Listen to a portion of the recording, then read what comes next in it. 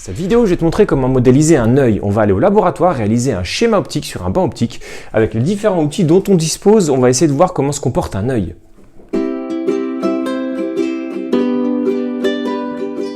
te présente un petit peu les différents instruments que nous allons utiliser.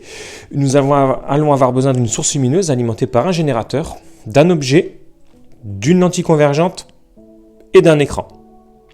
On voit que les rayons lumineux passent à travers l'objet et la lentille convergente. Alors si je déplace la lentille convergente, on voit que l'image se forme de façon floue. On essaie de l'obtenir de façon nette. Nous allons avoir l'image qui va se former à travers la lentille convergente, qui est jouée par le rôle du cristallin dans l'œil, qui va se former sur la rétine, donc joué par le rôle de l'écran. On voit qu'au fond de l'œil, sur la rétine, les cellules nerveuses vont permettre de former l'image, qui elle va être transmise ensuite au cerveau par le biais du nerf optique. Voilà, on vient de voir au laboratoire qu'on pouvait modéliser notre œil. Et je te précise et je te rappelle un peu ce que nous avons utilisé comme différents instruments au niveau du domaine optique. On a utilisé une règle graduée sur laquelle on a positionné une source lumineuse alors qui simulait les rayons qui pénétraient dans l'œil. Je te rappelle que les rayons pénètrent dans l'œil en traversant la cornée, l'humeur aqueuse, ils passent par la pupille.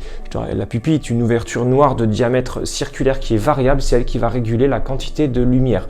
Il passe également à travers l'iris qui lui va donner la coloration de l'œil. L'iris agit également comme un diaphragme. On voit qu'il passe ensuite ces rayons à travers le cristallin. En l'occurrence, sur notre système optique, il s'agissait de la lentille convergente pour pouvoir atteindre ensuite la rétine qui est composée de cellules nerveuses, les cônes et les bâtonnets, alors ces cellules sur lesquelles vont se former l'image. Nous, l'image s'est formée sur l'écran. On l'a vu, le 1 qui était à l'envers dans notre système optique.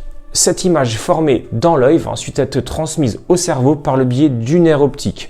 Voilà, je viens de te montrer comment modéliser un œil, alors travaille bien et n'hésite pas à t'abonner si tu souhaites voir d'autres vidéos.